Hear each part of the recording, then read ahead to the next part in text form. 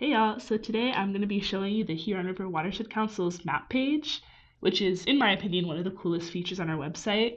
You can get there a few ways. So here we are on our homepage, and you can either click up top to maps over here, or hover over our watershed, and then click on maps. So here we are at our map gallery, which is basically a collection of interactive maps created by HRWC and partner organizations, and they all show geographic data that can help you learn about everything from what critters live in the water near you, where your drinking water comes from, how healthy stream habitat is in different locations, current water levels, information about paddling, and much, much more. So this page is a really cool tool to help people explore the Huron River watershed through maps and to show all the data that HRWC and volunteers collect and field. A great place to start, in my opinion, is right up here at the top at the Discover Your Creekshed tool. Just some background while this is loading about what a creekshed is. It's basically a watershed within a watershed.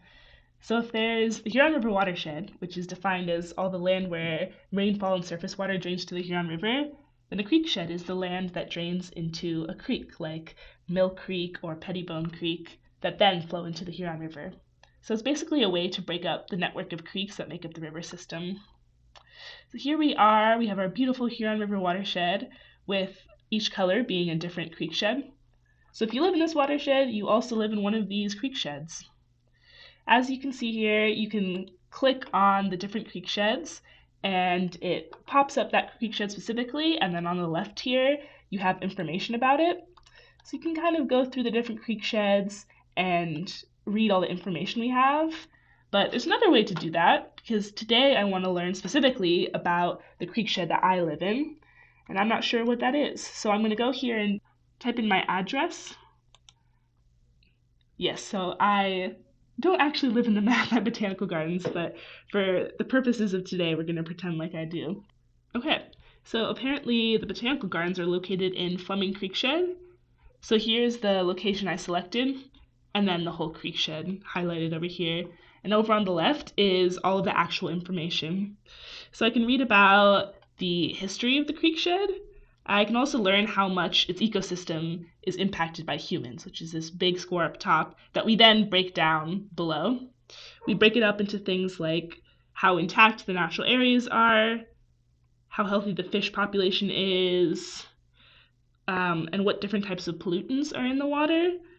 And they're all rated on the A through F scale. So for example, phosphorus over here is rated C, which is slightly elevated, and that can cause problems like harmful algal blooms for lakes downstream from Fleming Creek. But it's really cool to click around and see the differences in scores between urban creeksheds, rural creeksheds, creeksheds with a lot of natural areas. And also at the bottom are some quick tips to tell you things you can do to address problems specific to your creekshed. So we saw phosphorus runoff as a challenge in this creekshed. A couple ways to keep phosphorus out of Fleming Creek is to shrink your lawn and grow more native plants and reduce your fertilizer use. You can always go and check out our Take Action page, which you can get to from our website here, which will tell you more tips. So anyways, that's all I'll show you for today, but I'll be back soon to talk about more cool map tools.